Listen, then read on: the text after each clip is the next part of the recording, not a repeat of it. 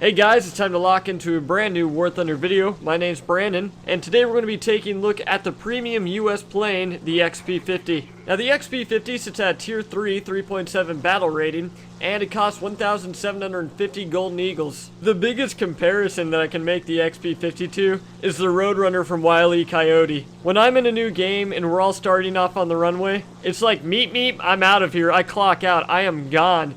And everybody is so astonished at how fast I take off. I get up to 300 kilometers an hour on the runway in no time. And this is one of the biggest strong points of this plane. Its acceleration is incredible and its rate of climb is even better. Not many planes at this tier can compete with the XP-50's rate of climb. And along with its speed, the maneuverability of this plane is actually halfway decent. It has something like a 19.7 second turn time. That means that this plane has the best of two worlds. It's pretty maneuverable and it can outrun planes. You don't see that perfect combination too often, so it's really important that you utilize it when using this plane.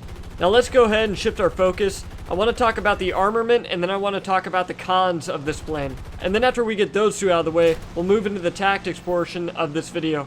Now the XP-50 has a decent armament. It has two 20mm and M2 cannons with 121 rounds of ammo. And then it has two 12.7 M2 Browning machine guns with 1,000 rounds of ammunition. Now this armament somewhat ties into the cons of this plane. You are going to tear through this ammunition like it's nothing. But I guess that's all based off of personal opinion. If you're a good player and you have incredibly good aim, then this is the plane for you. However, if you're somebody who just really can't hit their mark, then you will struggle at first with the ammunition count. It's not that the ammunition count is a really big problem, it's just the fact that once you run out of the 20mm cannons, you're down to 250 cals. And that can be somewhat of a problem for most people. Now let's go ahead and move into another con about this plane. An immediate factor that stuck out to me, and is the bane of this plane's existence, was the fact that the energy retention is absolutely terrible. I mean, sure, it has acceleration, it has speed, and it has rate of climb on its side. But when it comes to energy retention in a dive, this plane is at the bottom of my list, I tell you. I had planes who actually got behind me and I tried to use my speed to get away in a dive, catch up to me in an instant. And once they catch you, there's only so many things you can do, because their energy is going to stay with you for a while. And in that time frame, you better hope that you can outmaneuver them or something along those lines. And that's another important factor to mention. This plane does not maneuver and it does not roll at high speeds. So if you're trying to maneuver out of a dive, you can pretty much kiss your wings goodbye. So let's go ahead and move into the tactics portion of this video. What do you do to make this plane effective? So I've been talking about rate of climb a lot, and I'm pretty sure you guys can guess what I'm about to say. You want to use your rate of climb against the enemy. However, on a really quick note, I really want to mention one plane that kept hurting me. It kept hurting my feelings very bad in every match, and that was the Yak-3. The Yak-3 is probably the most matched plane to take this thing down. But that's besides the point, let's go ahead and move on.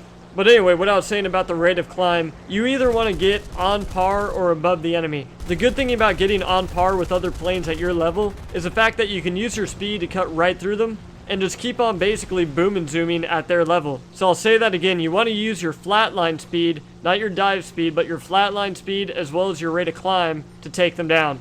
Now there are other tactics that you can use against other planes, depending on who you are going up against. For example, in a lot of these clips, you can actually see that I'm utilizing my maneuverability. If you remember at the very beginning of the video, I said that this plane has a 19.7 second turn time, so I really want you guys to utilize that portion of this plane. But anyway guys, I think that pretty much sums up this video. If you have any questions, comments, or concerns, then please let me know down below in the comments and I will get back to you as soon as possible.